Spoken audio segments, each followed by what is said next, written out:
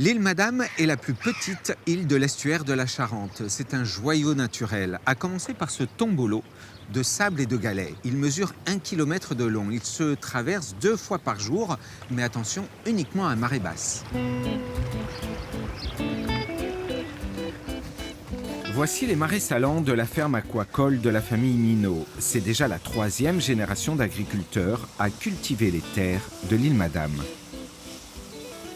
Donc là, je cueille la fleur de sel avec le soleil et le vent. En fin de journée, la fleur de sel a cristallisé à la surface de l'eau. Donc ça, c'est le top du sel. On est donc sur un sel qui est un petit peu plus riche en magnésium par rapport à du sel classique. Ce qui fait que les cristaux ne fondent pas aussi vite que du sel fin, par exemple. Et donc ce sel, quand on va le mettre sur une viande, par exemple, eh bien, on va garder le côté croquant. Au fond des bassins, le gros sel repose. Il est temps aussi pour lui d'être ramassé. Plus coloré, c'est un sel de terroir. Il s'enrobe un petit peu d'argile. Et cette argile va capter les oligo-éléments. Et quand on va consommer le sel, eh bien, du coup, on va bénéficier de ces oligo-éléments. C'est un sel complet, riche en iode et riche en oligo-éléments. En plus du sel, la ferme des Minot cultive quelques céréales, de la moutarde et de la salicorne. Elle s'est même lancée dans la vente directe de ses produits. Alors, on vous propose les pâtés d'huîtres et les huîtres de l'île Madame que l'on affine sur place. La plupart des productions sont bio sur l'île Madame. On a fait nos études dans l'agroalimentaire et du coup on avait à cœur pour chacun de nos produits d'essayer de les transformer et de les valoriser au mieux. L'île Madame est un site naturel classé. Elle possède d'autres richesses culinaires avec la pêche à pied.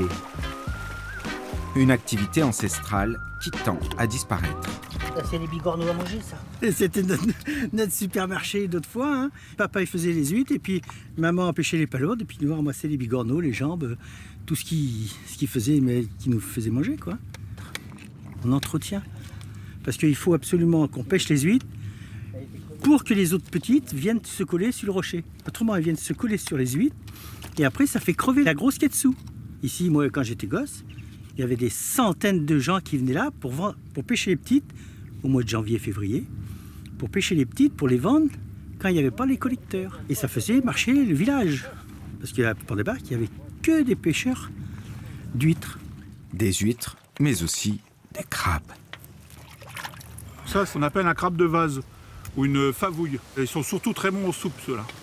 L'association des pêcheurs à pied compte plus d'une centaine d'adhérents. Aucun ne souhaite voir disparaître un jour ce plaisir simple, enfantin. Mon grand-père m'a amené ici pour la première fois. J'ai pêché avec mon père, j'ai pêché avec mon fils et je suis en train de pêcher avec ma petite fille.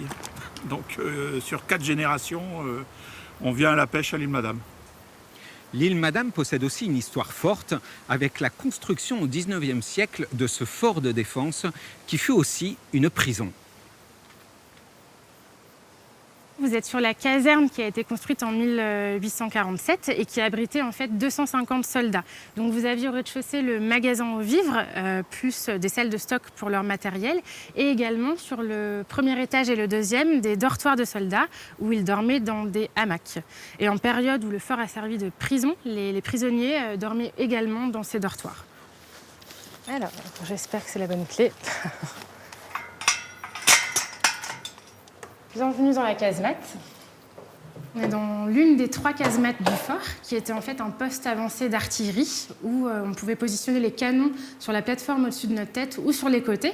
Canons qui tiraient au large pour faire barrage à l'ennemi anglais notamment. On pouvait aussi ici chauffer les boulets, tirer des boulets rouges en fait, des boulets qui pouvaient incendier les bateaux ennemis. C'est la fameuse ceinture de feu de l'arsenal de Rochefort, censée protéger les villes, mais aussi les bateaux. Ici, du coup, les Anglais, qu'est-ce qu'ils pouvaient faire? Ils pouvaient venir attaquer cet endroit.